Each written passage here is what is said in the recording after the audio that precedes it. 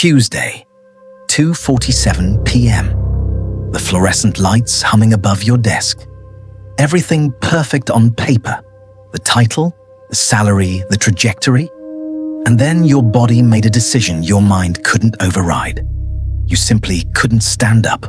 Not wouldn't. Couldn't. The meeting was waiting. The presentation was ready. But something ancient in you said, enough. Everyone thinks you're being dramatic, burning out from stress. They prescribe vacation, therapy, maybe yoga. As if 2 weeks in Bali could resurrect what's been dead for years. As if talking about it could revive a life that was never alive to begin with. Your exhaustion isn't medical, it's mystical. It's your soul's refusal to continue a lie. You've been here before.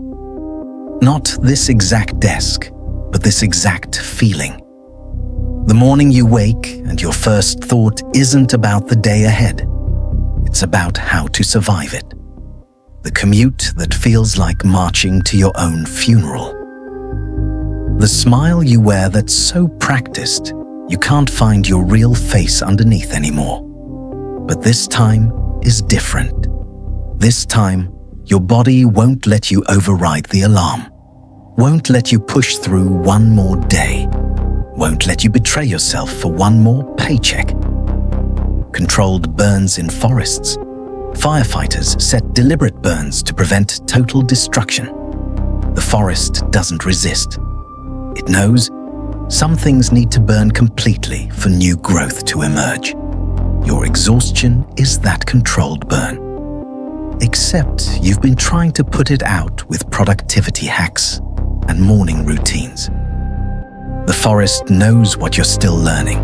Destruction and creation aren't opposites. They're dance partners. One leads to the other in endless rotation. The ash isn't the ending. It's the most fertile beginning. You felt it building for years. The slow accumulation of compromise. Each yes that should have been no. Each smile that should have been truth. Each achievement that moved you further from yourself. You thought you were building a life. You were building a prison. And now the walls are collapsing. Not to destroy you, but to free you. The promotion that was supposed to change everything changed nothing. Just more weight on shoulders already breaking. The relationship that was supposed to complete you just highlighted your incompleteness. The success that was supposed to satisfy just created hunger for something you couldn't name. You kept climbing ladders only to discover they were leaning against the wrong walls. Your body knew before your mind did. The Sunday night dread that became everyday dread. The headaches that started monthly, then weekly, then daily. The sleep that stopped restoring. The coffee that stopped working. The anxiety that became baseline. Your body sending increasingly urgent messages you kept marking as spam. Bodies whisper before they scream. That restlessness in meetings. That fatigue sleep doesn't cure. That tension headache on Friday afternoons that mysteriously lifts by Sunday morning. These aren't inconveniences. They're dispatches. Love notes from your nervous system saying, something here is not for us. You call it weakness, but it's strength. Your body loves you enough to keep signaling while being ignored. Intelligence lives in every symptom you're trying to silence. The insomnia, the acid reflux, the migraines, truth translated into symptoms. Truth that isn't spoken becomes illness. Your body never sabotages what's true. You don't get panic attacks laughing with your oldest friend. Your stomach doesn't clench during the project that lights you up at 2 a.m. Your shoulders don't lock walking in the woods. The body doesn't fight what's real. It fights what's false. The collapse isn't random. It's intelligent. It knows exactly which parts of your life are counterfeit, which relationships are transactions, which achievements are tumors, growing for growth's sake, killing the host. Your exhaustion is surgical in its precision. You have energy for what's real.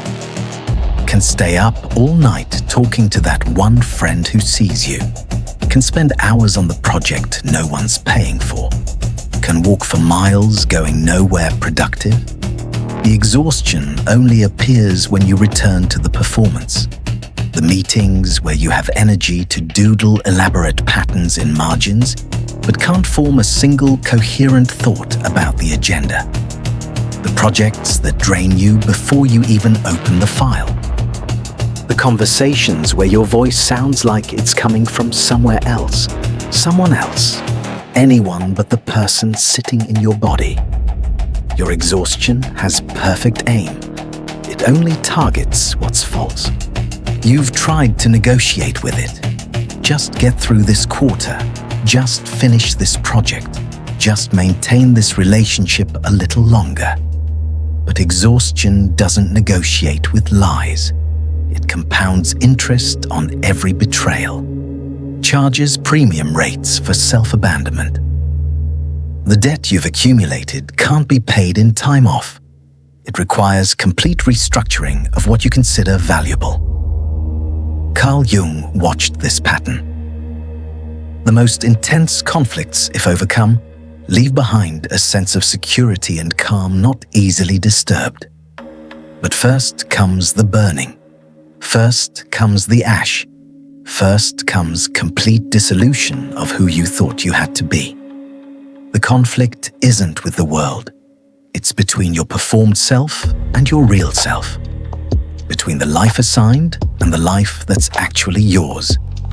The exhaustion is your real self, finally refusing to subsidize the performance. Underground, in the soil of your psyche, something else is happening. Every identity you've outgrown is decomposing. The achiever, the one who has it all together, the one who never says no. They're breaking down into psychic compost, rich, dark, fertile. This decomposition can't be rushed. You want to skip to the phoenix rising, but you're still in the ash phase, and ashes don't rise on schedule. They wait, they gather, they remember what fire taught them. They hold the wisdom of everything that had to die for truth to live. You're in the space between stories. The old story, where you were the hero of productivity, the master of achievement, the one who never failed, that story is over. But the new story hasn't begun. You're in the ellipsis between chapters, the pause between breaths, the darkness between dreams. This space feels like nothing is happening, but everything is happening. Old neural pathways are dissolving. New ones haven't formed. You're being rewired at levels your conscious mind can't access. The space between stories is where people get lost. They try to skip it, jump immediately into the next narrative. Another job, another relationship, another identity to wear. But the space between is where truth lives. Where you discover what remains when all the borrowed costumes return to their owners. Where you learn what parts of you are actually yours. Some mornings, you feel it. Not energy, something quieter. A tiny warmth where everything else is cold. Maybe it's steam rising from coffee. Maybe a song finding you at exactly the right moment. Maybe the urge to call someone you haven't spoken to in years. Maybe the strange peace you feel doing nothing productive at all. These aren't distractions from your real life. They're invitations to it. The ember beneath the ash, sending small signals that something new is forming. Something that doesn't need forcing, doesn't need productivity, just needs protection while it gathers strength. The ember in your ashes isn't the remnant of your old fire trying to reignite. It's unprecedented. The seed of a fire that burns without consuming you, creates without depleting you, lights the way without burning you out. But seeds need darkness to crack open, need silence to hear their instructions, need stillness to gather strength for breaking through. The exhaustion that feels like death is actually the darkness the seed requires. The silence you're afraid of is where you'll finally hear what you're meant to do. The stillness that terrifies is where you'll gather strength for what's coming. Indigenous cultures had technologies for this. Vision quests, walkabouts, deliberate emptying that created space for truth. They knew sometimes you need to become deliberately empty to discover what actually fills you. Sometimes you need to stop everything to feel what wants to move through you. We've pathologized this wisdom, called it depression when it's decomposition, called it breakdown when it's breakthrough, called it illness when it's initiation. We medicate the process trying to save us, try to cure the cure, try to fix what's finally working. The culture needs you functional, not free, productive, not present, generating, not gestating. So it pathologizes any state that doesn't contribute to the machine. But your exhaustion isn't dysfunction. It's the deepest function. The function that says, this isn't sustainable. This isn't survivable. This isn't life. You know the difference between tired and exhausted.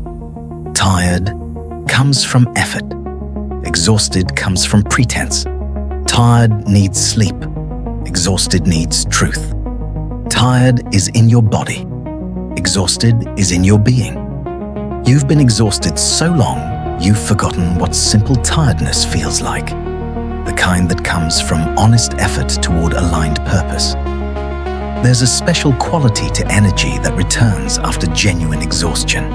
Not manic, not driven by fear or inadequacy. It's calm, sustainable, directed. Doesn't consume you to exist because it's actually yours.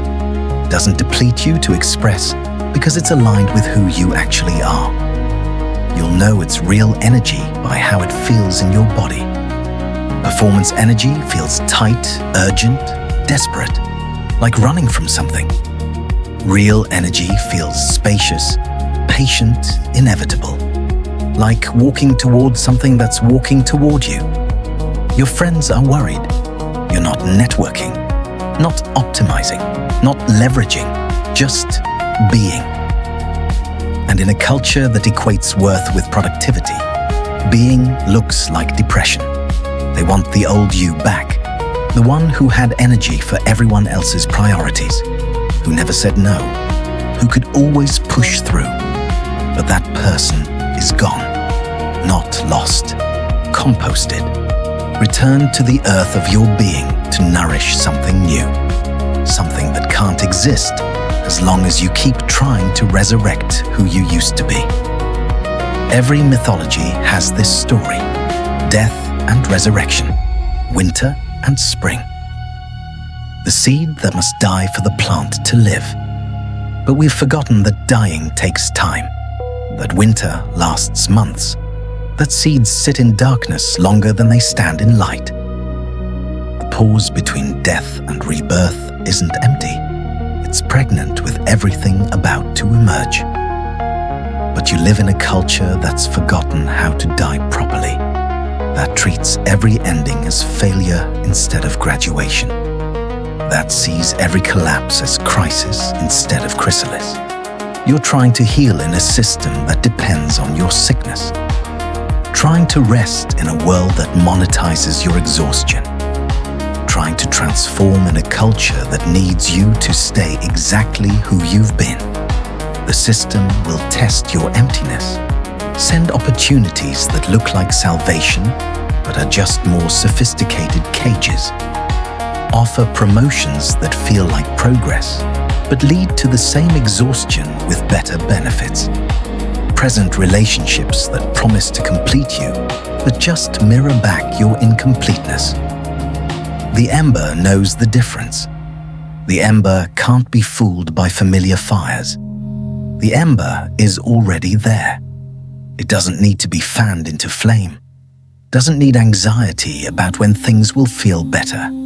Doesn't need performed resurrection. Just protection from the wind of other people's expectations while it remembers how to burn true. One morning, not tomorrow, not on schedule. You'll wake different, not cured, not fixed, not returned to who you were. Different. The exhaustion will lift like fog, and you'll see what was always there. A life that fits, work that matters, energy that sustains itself because it's aligned with who you actually are. But that morning isn't today. Today is still the ashes. Still composting old identities.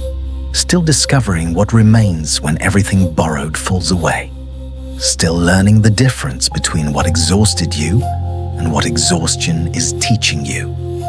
The life waiting on the other side isn't an improved version of your old life. Not your current life with better boundaries or more self-care.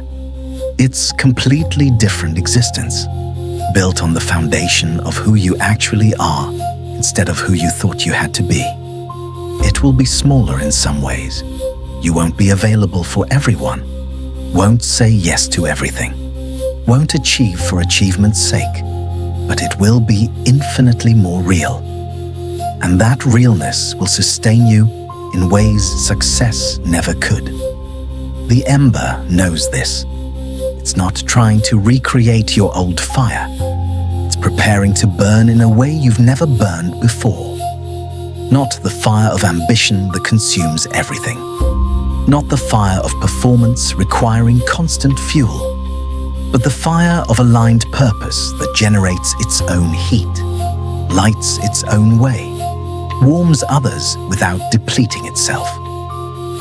Sometimes you dream of fire, not destructive fire, creative fire, the kind that dances without consuming, the kind that lights without burning, the kind that warms without destroying.